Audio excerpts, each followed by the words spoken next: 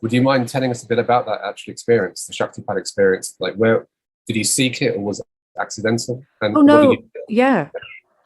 I mean, I wasn't seeking anything at all other than to like that. Just being alive was great. Yeah, I wasn't on a spiritual quest or anything like that. I was just having a nice time.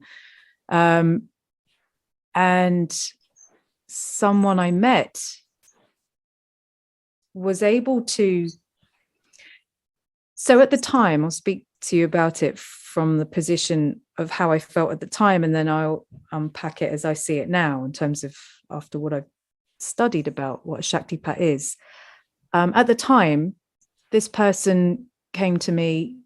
I was very naive, very young, very innocent to all of this. I had no real knowledge or study or experience at all, which was probably made me more ripe for plucking. And this person was able to look in, this is the experience of what it felt like, look through my eyes, into my eyes, deeply into my eyes, to the point where it kind of mesmerized me. My experience was that he was able to read my thoughts and I was able to read his. And he was explaining how to position my mind in a space of no thought, or describing that. And then the minute my mind kind of tipped over into no thought, it was like a fountain of white light burst out of my forehead. Everything else disappeared. And it was from that point that the whole thing started to unravel. So that was the first time I was like, whoa, this is wild. Like nothing like that had happened before. So it was from that point that the whole process, which seems to have been a process of energetic experiences. And you said, sorry. What tradition was he from, just out of curiosity? None. He wasn't, there was no tradition involved in any of this. This was just, there was no label attached to it. There was no words, there was no pay money for it. This happened at a gathering at sunrise over a quarry. Like it was natural, organic, beautiful. There was no satsang or sangha, or there's nothing like that. It's just some interesting person who had some contact with something bigger.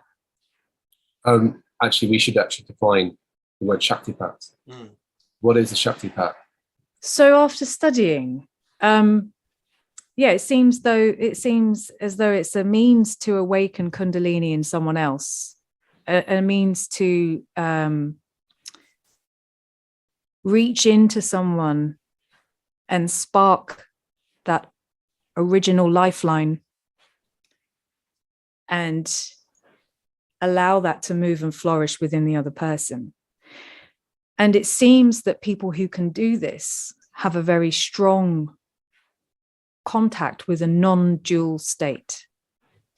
They are able to access this non-dual state, which is a state of no mind, a state which transcends normal human psychology, and that you aren't going through any normal thinking processes. Did the person who initiated you through Shaktipat know he was doing Shaktipat? Was it a word that no, I don't know. I never had the balls to ask. At the time, I was so enamored by this person, so in awe. I felt it would be rude. I was, at the time, of course, now I'd be like, now, so what, but at the time I just felt extremely humbled, when completely dumbfounded whenever I was in the presence of this person. I thought that I'm sure they're just a normal person as well, but at the time I didn't. And I didn't ask. I don't know. I think from having seen this person a few times, or I think this is what they do secretly. They go about waking people up. But definitely, certainly not at a paid satsang, or a gathering, or no, nothing like that.